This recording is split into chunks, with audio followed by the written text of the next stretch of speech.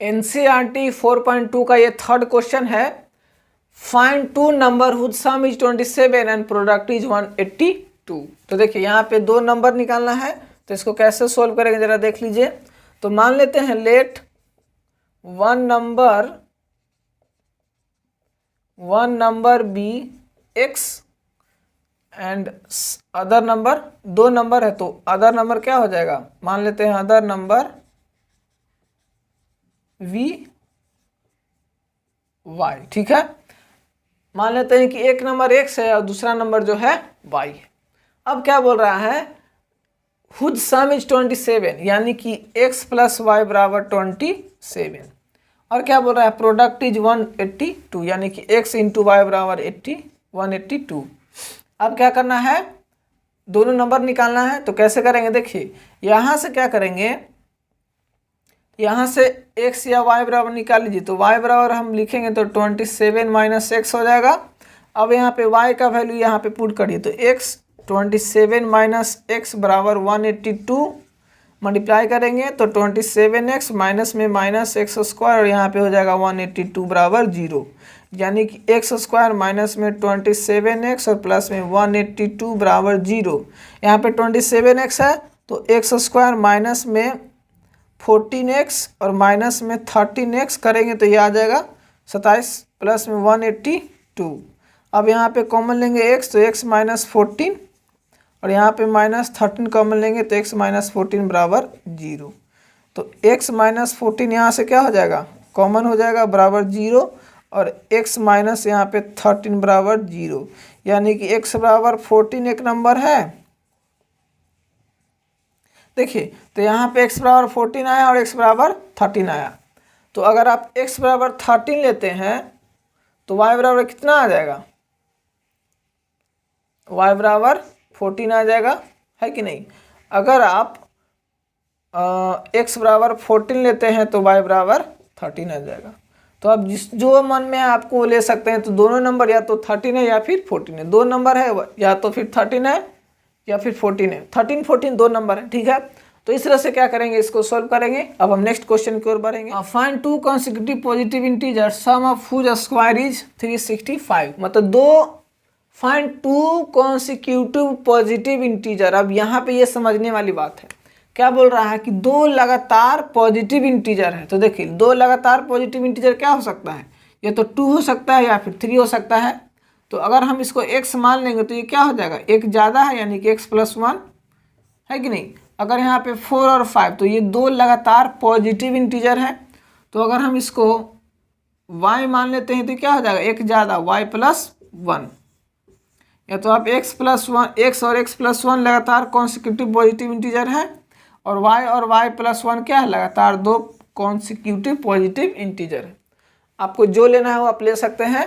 और दोनों का क्या है, सम ऑफ हुज स्क्वायर, यानी कि x का स्क्वायर प्लस x प्लस 1 का स्क्वायर बराबर क्या है, 365, यही है हुज सम। तो दोनों का स्क्वायर कर दिए और क्या कर दिए, सम।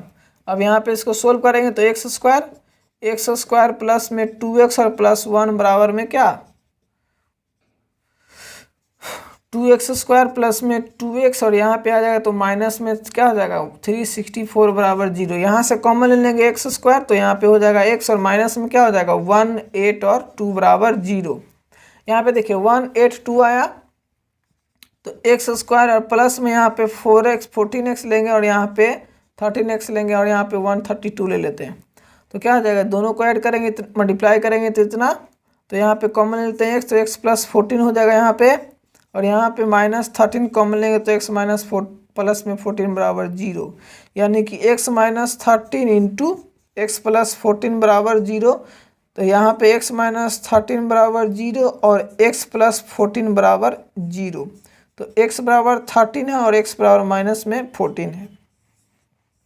देखिए तो यहाँ पे पॉजिटिव इंटीजर है, तो यानी कि ये हम पॉजिटिव इंटीजर लेंगे। तो देखिए x बराबर 13 है तो x प्लस 1 क्या हो जाएगा, 13 प्लस 1 यानी कि 14। तो दो लगातार संख्या क्या है, 13 और 14, जिसका सम कितना है 27, कहाँ गया, सॉरी हुज सम स्क्वायर यानी कि 13 का स्क्वायर प्लस में 14 का स्क्वायर बराबर में 360। तो 13 का स्क्वायर 169 और प्लस में 196 बराबर 365 आना चाहिए। तो देखो 9 6 15 के 5 हाथ में 1 और फिर 9 6 15 और 1 16 और यहाँ पे 2 और 1 3 यानी कि 365 बराबर 365 चेक कर दिए, हमारा सही आंसर आ गया। तो इस तरह से क्या करेंगे, हम इसको सोल्व करेंगे। नेक्स्ट क्वेश्चन की ओर बढ़ते हैं। The altitude of right triangle is 7 centimetre less than it's base if hypotenuse is 13 centimetre find the other side. देखिए मतलब बोल यहाँ क्या रहा है, जो एल्टीट्यूड जो है ना वो क्या है, बेस से 7 सेंटीमीटर कम है और हाइपोटेनस 13 सेंटीमीटर दे दिया है। तो क्या करते हैं, हम मान लेते हैं let the base of triangle be x. ठीक है, देखिए तो बेस एक्स है तो यहाँ पे एल्टीट्यूड क्या है 7 centimetre less than it's base. तो यानी कि एल्टीट्यूड यानी कि परपेंडिकुलर डिस्टेंस का बात कर रहा है, यानी कि x माइनस 7 और हाइपोटेनस कितना है, हाइपोटेनस जो है वो 13 सेंटीमीटर दे दिया है। ठीक है, और ये x माइनस 13 सेंटीमीटर हो जाएगा और ये 1 सेंटीमीटर माने हैं। तो देखिए एक ट्रायंगल जो है एक इस तरह से है, ठीक है, तो उसका बेस जो है x है और ये अल्टीट्यूड x माइनस 7 है और ये 13 सेंटीमीटर दे दिया है और ये परपेंडिकुलर है। तो देखिए यहाँ पे क्या करेंगे, पाइथागोरस थ्योरम यूज करेंगे, use Pythagoras theorem, Pythagoras theorem है कि नहीं। तो यहाँ पे क्या हो जाएगा, एच स्क्वायर बराबर P square plus B square. तो एच कितना है 13 यानी कि 13 का स्क्वायर, पी यानी कि एल्टीट्यूड कितना है x माइनस 7 का स्क्वायर और बेस कितना है x यानी कि एक्स स्क्वायर। तो ये हो जाएगा 169 बराबर एक्स स्क्वायर माइनस में 2ab यानी कि 14x और प्लस में 49 और प्लस में एक्स स्क्वायर।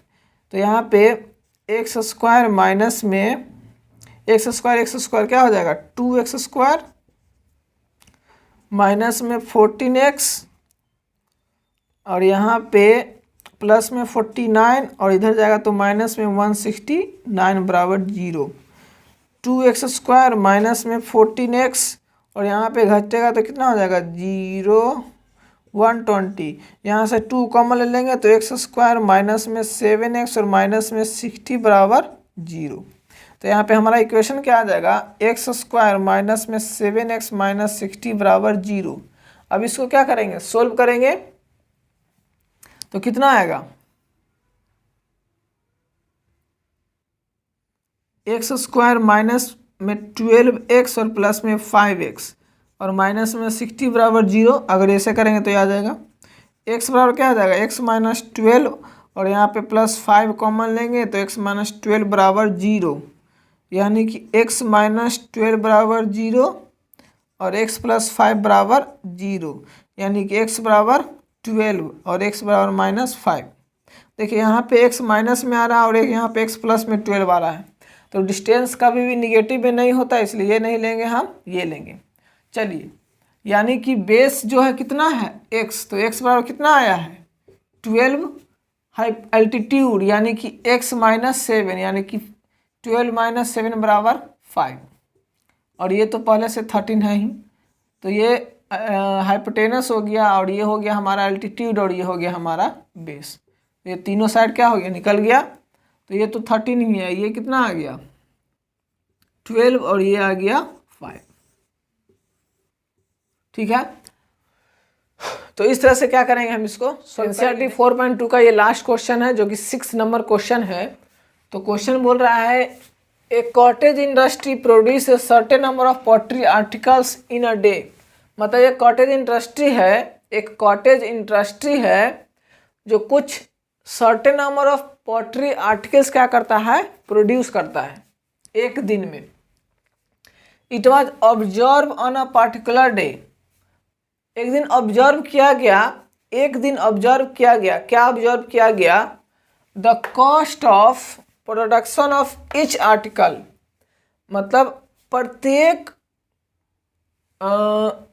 आर्टिकल का जो कॉस्ट प्रोडक्शन है 3 more than twice the number of articles produced on a that day, मतलब एक दिन में जितना आर्टिकल्स प्रोड्यूस होता है उसका 2 times का 3 ज़्यादा, ठीक है।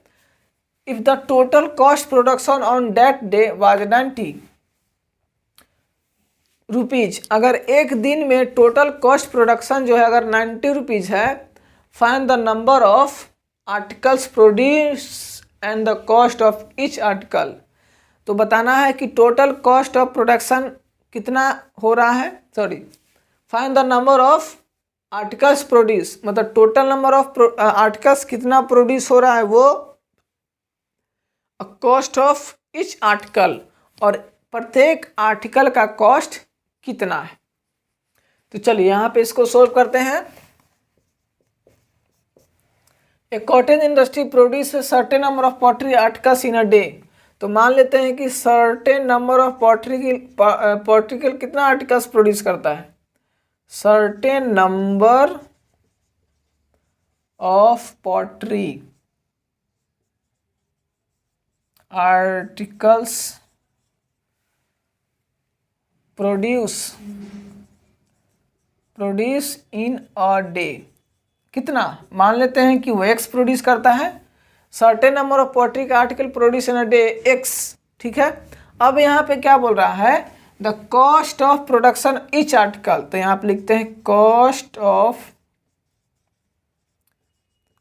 प्रोडक्शन ऑफ ईच आर्टिकल्स, कितना बोल रहा है, 3 more than twice the number of article produce on a that day, मतलब जितना आर्टिकल्स प्रोड्यूस हो रहा है ना उसका 2 times का 3 ज़्यादा, यानी कि टोटल आर्टिकल्स एक्स प्रोड्यूस हो रहा है एक दिन में, तो इसका 2 times का 3 ज़्यादा, तो यही क्या हो गया, कॉस्ट हो गया। अब क्या बोल रहा है, if the total cost production on that day was 90 rupees, मतलब टोटल कॉस्ट प्रोडक्शन जो है, मतलब एक दिन में टोटल कॉस्ट प्रोडक्शन 90 रुपया है, तो फाइंड द नंबर ऑफ, तो टोटल कॉस्ट प्रोडक्शन, तो देखो टोटल टॉयज कितना है, एक्स है कि नहीं, और cost of production of each article कितना है, 1, तो जितना आर्टिकल्स है टोटल आर्टिकल्स इनटू एक आर्टिकल्स को मल्टीप्लाई कर देंगे, तो ये जितना प्रोडक्शन कॉस्ट का होगा वो क्या है, एक दिन का है ये, तो एक दिन का यहाँ पे कितना है 90 रुपीज़, तो इसके बराबर हो जाएगा। अब इसको करेंगे सोल्व, तो यहाँ पे क्या हो जाएगा 2x² प्लस में 3x और माइनस में 90 बराबर 0, पे हम लोग लेंगे 2x² प्लस में 15x और माइनस में 12x और माइनस में 90 बराबर 0, तो यहाँ पे ले लेंगे कॉमन x, ठीक है, तो x कॉमन लेंगे तो यहाँ क्या बचाएगा, x प्लस 2x प्लस 15, और यहाँ पे अगर हम कॉमन ले लेंगे कितना 6 कॉमन लेंगे तो यहाँ पे क्या बचेगा 2x और प्लस में 15, ठीक है, चलिए 0, यहाँ पे ये और ये क्या हो जाएगा कॉमन, तो 2x प्लस 15 और यहाँ पे हो जाएगा x माइनस 15 बराबर 0, यानी कि x माइनस 6 बराबर 0 और 2x प्लस 15 बराबर 0, तो x बराबर क्या हो गया 6, यानी कि number of poultry articles produce in a day कितना x, the cost of each article कितना हो जाएगा, कॉस्ट ऑफ एक दिन में कितना आर्टिकल्स प्रोड्यूस हो रहा है x बराबर 6, तो total cost total number of production है और कितना कॉस्ट है एक का, तो यहाँ पे cost of production of each article यानी कि 2 × 6 + 3 यानी कि 12 + 3 यानी कि 15, ठीक है, मतलब एक का ए का कितना दाम है, एक आर्टिकल्स का दाम 15 रुपया है और टोटल नंबर जो प्रोडक्शन हो रहा है वो 6 हो रहा है। ठीक है, तो इस तरह से क्या करेंगे, हम इसको सोल्व करेंगे। तो आई होप आपको ये समझ में आया होगा। मिलते हैं नेक्स्ट वीडियो में। Thank you so much.